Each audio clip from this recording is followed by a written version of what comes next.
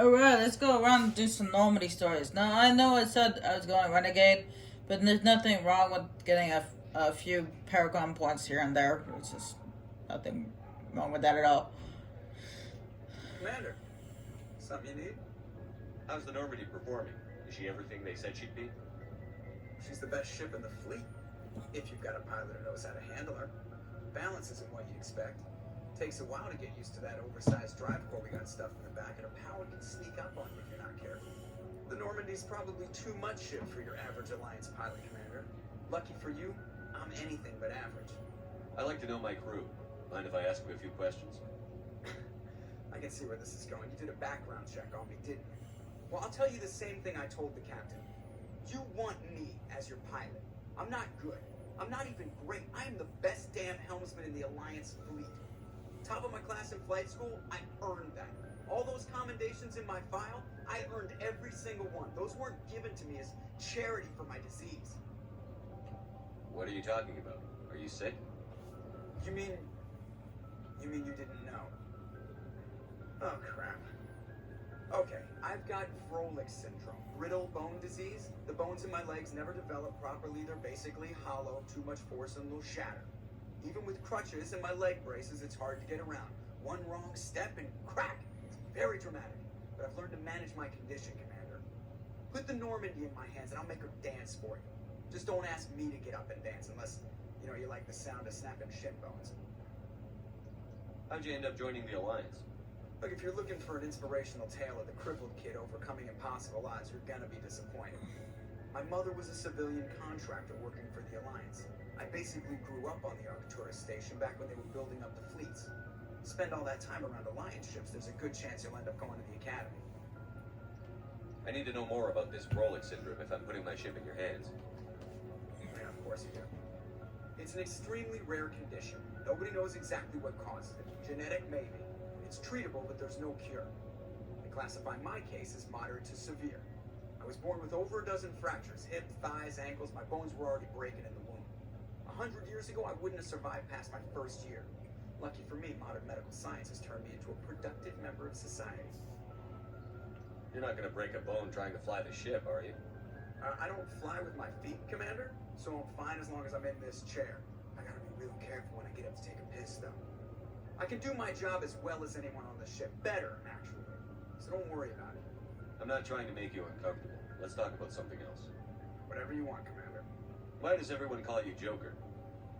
It's a lot shorter than saying Alliance Flight Lieutenant Jeff Moreau.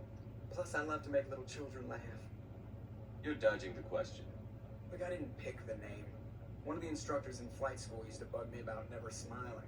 She started calling me Joker, and it stuck. Why didn't you ever smile? Hey, I worked my ass off in flight school, Commander.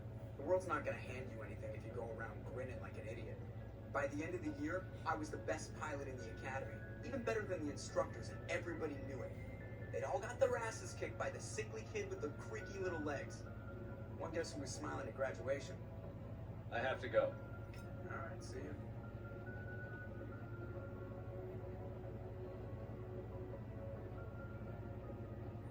Now, when you go to talk around and talk to everybody, make sure that you save and then load before you talk to Presley, because there's this weird glitch that doesn't allow you to talk to Presley unless you do that.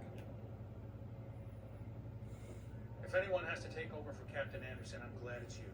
I'm not sure about having non-humans on our ship, though. I'm in charge here, Presley. I decide if we have non-humans on this vessel. Yes, sir. Understood, sir. Speak freely, Presley. I want to know if you have a problem with non-humans. It's not that, Commander. Humanity has always handled its own problems. Saren attacked one of our colonies. We should be the ones to stop him. We don't need their help. Yeah, it's not just our problem. This is bigger than humanity. Saren's a threat to every species in the galaxy, and I'll welcome anyone who wants to help me bring him down. I guess so. Maybe I'm just stuck in the old ways of thinking. But don't worry, Commander. This won't be a problem. How did you end up assigned to the Normandy? I signed up with the Alliance as a navigator right out of school, following in my grandfather's footsteps, I guess. My first posting was on the Agincourt. We were at Elysium during the Skillian Blitz. A massive fleet of alien raiders hit the colony, trying to wipe it out. They had the numbers, but their ships were no match for an Alliance frigate. It was a slaughter. We couldn't even keep track of how many ships they lost. How'd you end up on the Normandy? I got my officer's commission after Elysium. Must have made an impression on the right people. Captain asked for me when he was picking his crew. Carry on, Presley. Yes, sir. And if you ask that question about having non-humans aboard later on in the game, his opinion changes, actually.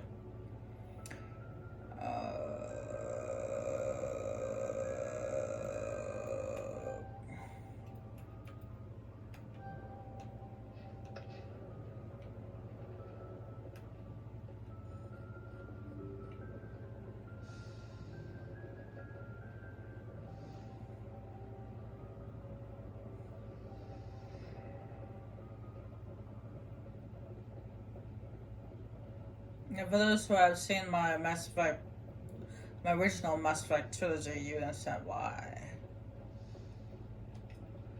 Yeah, I know that most people who go Renegade, they don't accept non-human crewmates into their crew. I have nothing to talk to Caden about. Other than the last mission thing.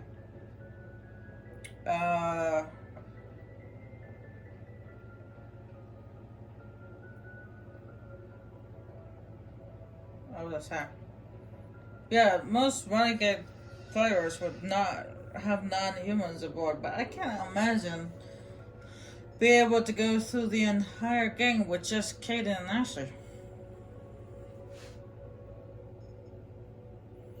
Considering what happens towards the end of the game.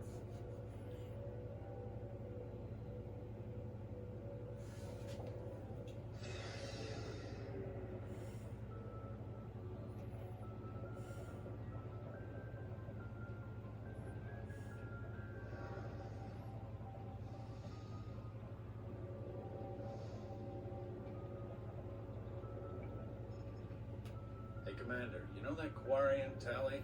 She's been spending all her time down here asking me about our engines. I'll tell her to leave you alone. What? No, she's amazing. I wish my guys were half as smart as she is. Give her a month on board and she'll know more about our engines than I do. She's got a real knack for technology, that one. I can see why you wanted her to come along. I figured she'd be a real asset to the team. You've got an eye for Tally, Commander, but I'm guessing that's not why you came down here. Where else have you served, Adams? If you name a class of Alliance ship, I probably served on it. Everything from dreadnoughts and carriers right down to frigates like the Normandy. My last assignment was on the Tokyo, only a cruiser, but she was a good ship. Couldn't hold a candle to the Normandy, though. Which was, I believe, the last ship that Captain Anderson was on was the Tokyo. I want to know more about the Normandy. She's the best ship I've ever served on. Probably the fastest vessel ever designed. She's the only one using the new Tantalus drive core. What's so special about the Tantalus drive core? Proportionally, it's about twice the size of any other vessel. Not only are we faster, we can run at FTL speeds longer before we have to discharge the core. Fill me in on the IES stealth systems. How does it work exactly? You can't hide a ship out in space. They emit too much heat and radiation. Too easy for sensors to pick them up, unless you find a way to capture those emissions. So our stealth systems trap the energy we give off in storage sinks built into the ship itself. No emissions to give away our location. Eventually the sinks have to be vented. More than a few hours silent running and they overheat. Cook us inside our own hull. There's no way for anyone to detect us? A visual scan can still pick us up. Anyone looking out a window can see us plain as day. But you have to be pretty close to get an actual visual out in space. Most vessels rely on scanners. As long as the stealth systems are engaged, they can't see us. Not unless we accelerate to FTL speeds. Why doesn't it work with faster than light travel? Cranking up the FTL blue shifts our emissions, pushes them into frequencies too high to capture in the sinks. As soon as we make the jump, it's like setting off a flare. Sensors can pick up our location whenever we enter or exit FTL flight, but for short-range missions, our stealth systems are amazing, and we've got the only one. Carry on, Adams. Aye, aye. Well, of course, this is just a prototype.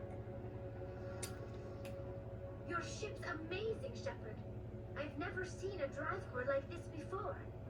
I can't believe you were able to fit it into a ship this small. I'm starting to understand why you humans have been so successful. I had no idea Alliance vessels were so advanced. The Normandy's a prototype. Cutting-edge technology. A month ago, I was patching a makeshift fuel line into a converted tug ship in the flotilla. Now, I'm sitting on board one of the most advanced vessels in Citadel space. I have to thank you again for bringing me along. Traveling on a vessel like this is a dream come true for me. I had no idea you found ship technology so interesting. It comes with being a Quarian. The migrant fleet is the key to the survival of my people. Ships are our most valuable resource. But we don't have anything like this. We make do with cast-offs and second-hand equipment. We just try to keep them running for as long as we can. Some of the fleet's larger vessels date all the way back to our original flight from the get. I can't believe your fleet's still using ships that are 3 centuries old. They're constantly being repaired, modified, and refitted. They aren't pretty, but they work. Mostly. We've tried to make ourselves as independent as possible on the flotilla. Grow our own food, mine, and process our own fuel. But some things we just can't make on our own. A patch to maintain the hull integrity requires raw materials we just don't have. That's why our pilgrimages are so important. Tell me about your people. Our lives aren't easy. Resources are scarce, and we are constantly on the move. Everything we do must in some way contribute to the continuation of the migrant fleet. There are 17 million Quarians in the flotilla, and each of us relies on the others for survival. The bonds among my people are strong. Unfortunately, we have had to surrender many of the freedoms and civil liberties other species take for granted. What kind of freedoms? Well, it's illegal for parents to have more than one child. If our population grows too much, it would strain our resources to their breaking point. Of course, we also can't allow our numbers to become too few. If our population is in decline, the rule against single births is temporarily repealed. In extreme cases of population decline, incentives are even offered to encourage multiple births, though the Conclave hasn't had to take such measures in nearly a century. That's your government. The Conclave is our civilian branch of government. Each ship can elect a representative to serve on the Conclave and make decisions that affect the fleet as a whole. On matters that affect an individual ship, however, the captain has the final say. It's a tradition that dates back to the early days, when the fleet was governed by martial law. Fortunately, most captains nowadays are smart enough to have an elected council from their crew to give them advice and guidance. So the ultimate power rests with elected officials. In practice, the Conclave and the respective council for each ship tend to set the rules that govern our daily lives. But in theory, we are still under military jurisdiction. The 5 top-ranking military officials in the fleet serve on the Admiralty Board. These 5 have the power to overrule any decision by the Conclave in case of emergency. To do so requires unanimous agreement among the Admiralty, and they can only do this once. After that, the entire board must resign their posts. It's a safeguard that served us well. In nearly 3 centuries, the Admiralty Board has only overruled the Conclave 4 times. I want to know more about the Gap. I doubt I can tell you anything you don't already know. It's been almost 3 centuries since they drove my people into exile. All I know is the story of their origins, what they were when we created them, and how they turned on us. Interesting. The Geth were originally created to serve as an automated manual labor force. Initially, their intelligence was as limited as any VI. Over time, we made small modifications to their programming to allow them to perform more varied and complex tasks, bringing them closer and closer to true AI status. How come the council didn't step in and stop you? This wasn't true AI research. We may have been skirting the bounds of the law, but we never did anything that was actually illegal. The changes were so insignificant, so gradual, that we were able to control them. Or so we thought. But one thing we underestimated was the power of the neural network. A million Geth thinking simultaneously created an inherently unstable matrix. So, the Geth share brain power? Many of the Geth's logic systems were designed to work in concert with other nearby Geth. Basically, the more of them you have in a group, the smarter they are. So there's some sort of group consciousness. No, nothing like that. They cannot share sensory data or information. Their programming cannot handle that much simultaneous input. Each Geth maintains an individual awareness and identity. The neural network only operates on a process-based level. It's basically the synthetic equivalent of a subconscious. But when they're in close proximity, they can coordinate low-level functional processes, freeing up more capacity for original or independent thought. That doesn't make any sense. I'm probably oversimplifying. The Geth are incredibly advanced and complex creations. All you need to know is that they get smarter when they gather in large numbers. As we built more and more Geth, their effective intelligence became more sophisticated, more abstract. One day, a Geth began to ask its Quarian overseer questions about the nature of its existence. Am I alive? Why am I here? What is my purpose? As you can imagine, this caused a near panic among my people. I don't see what's so bad about those questions. The Geth were created to engage in mundane, repetitive, or dangerous manual labor. That's fine for machines, but it won't satisfy a sentient being for long. The Geth were showing signs of rudimentary self-awareness and independent thought. If the Geth were intelligent, then we were essentially using them as slaves. It was inevitable the newly sentient Geth would rebel against their situation. We knew they would rise up against us, so we acted first. A general order went out across all Quarian-controlled systems to permanently deactivate all Geth. The Geth responded to this order violently. You didn't really think they'd just let you destroy them without a fight, did you? The hope was that most of the Geth would still be little more than machines, incapable of organized resistance. But they had progressed much further than anyone anticipated. The war was long and bloody. Millions upon millions of Quarians died at their hands. In the end, we were forced to flee our own homeworld. We feared the Geth would pursue us, but they never came beyond the veil. Now we drift through space, exile, searching for a way to reclaim what was once ours.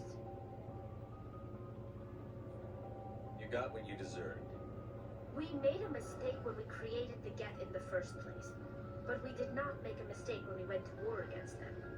If we had not acted, they would have wiped us out. They're a synthetic life form. They have no use for organics. None. Why do you think they cut themselves off from the rest of the galaxy? Why do you think they've killed every organic being who's ever tried to contact them? They didn't kill Saren. What does that tell you? The Geth are not innocent victims in all this. They're the enemy. They want to destroy us. Not just the Quarians. All organic life. That's why they've joined up with Saren. And that's why we have to stop him. Damn, for someone who didn't tell, who said that I didn't, there's nothing you could tell me that I didn't already know. You got a lot to say. I want to know more about the pilgrimage. When my people reach maturity, we leave our birth ships and seek acceptance with a new crew. It's necessary to maintain genetic diversity among the fleet. But no ship wants to accept someone who will be a burden on them. So, to prove our worth, we embark on a pilgrimage. We set out alone, leaving the flotilla and our families behind us. We only return once we have found something of value we can bring back to the fleet. This is presented as a gift to the captain of the respective ship we wish to join. If the gift is accepted, we are welcomed into the crew. Can a captain choose to reject the gift? That doesn't happen often. Most captains are eager to increase the size of their crew. It increases their own standing in our society.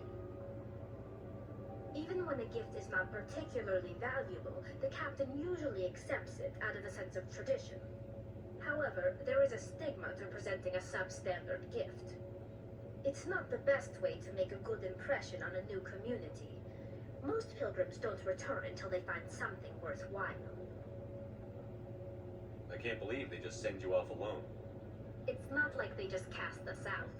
Before we leave, we are given lessons in how to survive outside the flotilla, and given gifts to help us on our journey. We also receive implants to fight off sickness and disease.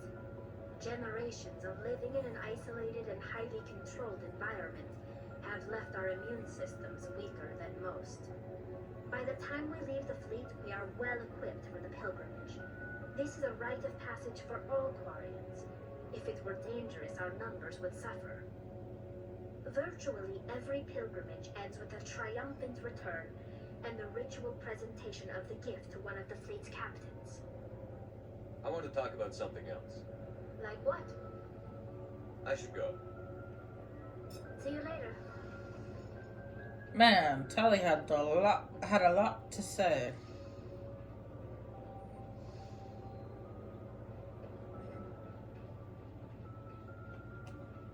Nice ship you got, Shepard. What can I do for you? What's your story, Rex? There's no story. Go ask the Quarian if you want stories. You Krogan lived for centuries. Don't tell me you haven't had a few interesting adventures. Well, there was this one time the Turians almost wiped out our entire race. That was fun. They tried the same with us, but we fought them off. It's not the same. Seems similar enough to me. So your people were infected with a genetic mutation? An infection that makes only a few in 1,000 children survive birth? And I suppose it's destroying your entire species? I suppose it isn't all the same. I don't expect you to understand, but don't compare humanity's fate with the Krogan. I was just making conversation. I wasn't trying to upset you. Your ignorance doesn't upset me, Shepard. As for the Krogan, I gave up on them long ago. The genophage infected us, but it's not what's killing us. What can you tell me about the genophage? Ask the Solarians if you want details. They made it. All I know, it makes breeding nearly impossible. Thousands die in stillbirth, and most never get that far. Every Krogan is infected, every one. And no one's rushing to find a cure. Why don't the Krogan try to find a cure? When was the last time you saw a Krogan scientist? Ask a Krogan. Would he rather find a cure for the genophage or fight for credits? He'll choose fighting every time. It's just who we are, Shepard. I can't change that. Nobody can. Are your people really done? We're sure not getting any stronger. We're too spread out. None of us are interested in staying in our own system. Lots of species have left their homes and prospered. But they go to colonize new worlds. We're not settlers. We're warriors. We want to fight. So we leave. Hire ourselves out. And most of us never go back. So long, Rex. Shepard. No, it's the same thing with Ashley, where you just don't ask her any actual personal questions or anything like that. You just ask her about the last mission, and that's it. Thanks for bringing me on board, Commander. I knew working with a Spectre would be better than life at CSAC. Have you worked with a Spectre before? Well, no, but I know what they're like. Spectres make their own rules. You're free to handle things your way. At CSAC, you're buried by rules. The damn bureaucrats are always on your back. For the most part, the rules are there for a reason. Maybe. But sometimes it feels like the rules are only there to stop me from doing my work. If I'm trying to take down a suspect, it shouldn't matter how I do it, as long as I do it. But CSEC wants it done their way. Protocol and procedure come first. That's why I left. So you just quit because you didn't like the way they do things? There's more to it than that. It didn't start out bad, but as I rose in ranks, I got saddled with more and more red tape. CSEC's handling of Saren was tipping. I just couldn't take it anymore. I hate Renegade. You did the right thing. Life's too short to sit around waiting for things to happen. Yeah, you're probably right. Either way, I plan to make the most of this. And without CSEC headquarters looking over my shoulder, well, maybe I can get the job done my way for a change. If getting the job done means endangering innocent people, then no. We get the job done right, not fast. Got it? I wasn't trying to. I understand,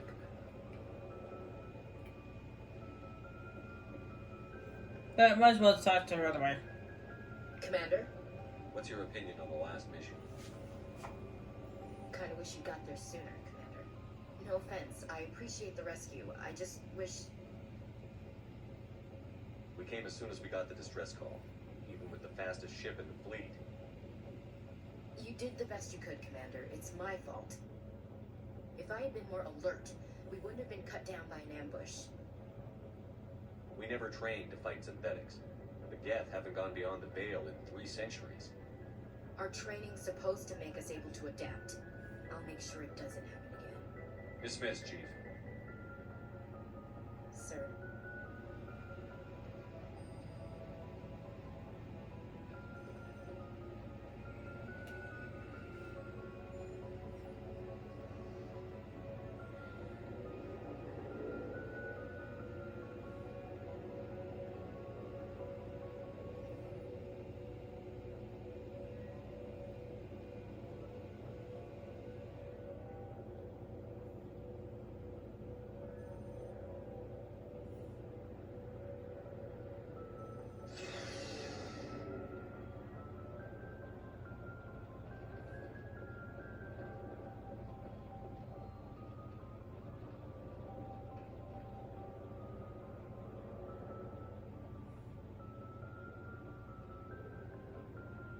Anything you need, Commander?